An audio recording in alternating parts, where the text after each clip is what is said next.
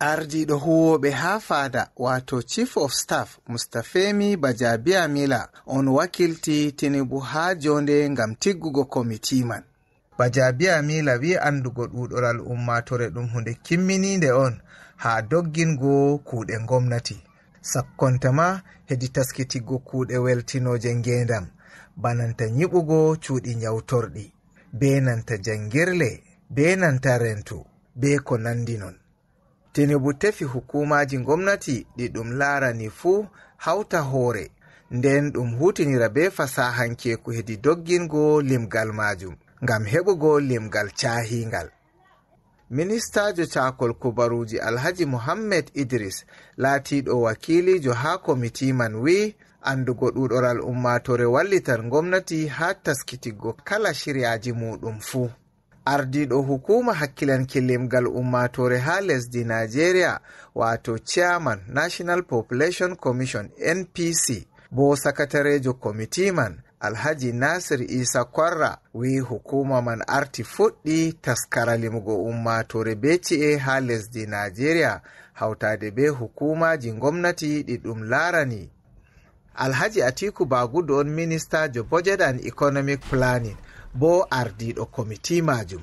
O andini dalila ko waɗi ɗum tiggi komiti man.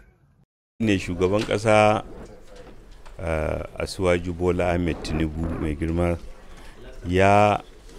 yana kiyaye da duk matakan da aka ɗauka da ƙoƙarin da aka yi na tsare-tsare. Ardiɗo lesdi Asiwaju Bola Ahmed Tinubu yana da niyya ɗo hakkilani kala jabruɗe ena taskaramji e wanno ɓoyma dow ko larani limgal ɓiɓɓe lesdi ena ci'e ɗam ɓoroni diga ardugal salindu.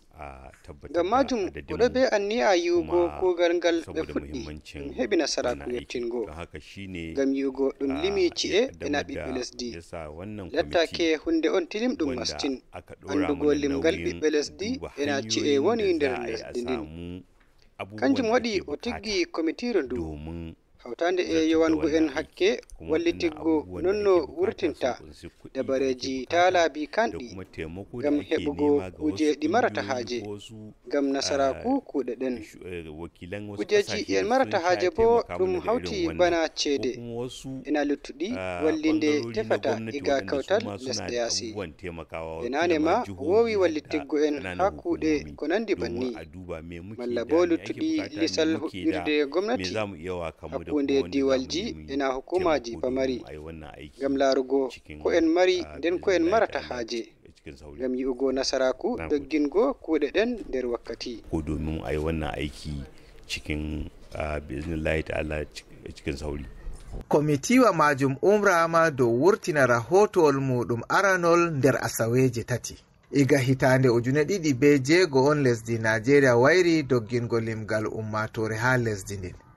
Limgal majum bo hollino ɗuɗoral ummatore lesdi Nigeria hewti yimɓe 1,140,000 be 1,431 be 790. Nder jimla limgal man worɓe nangi 1,17,1 be 345 be 418. Ha yake limgal rewɓe nangi 1,19,9 be 18,6 be 302. Daga sare laamu lesdi Nigeria, Umar Aliyu, Kode Radio International be TV.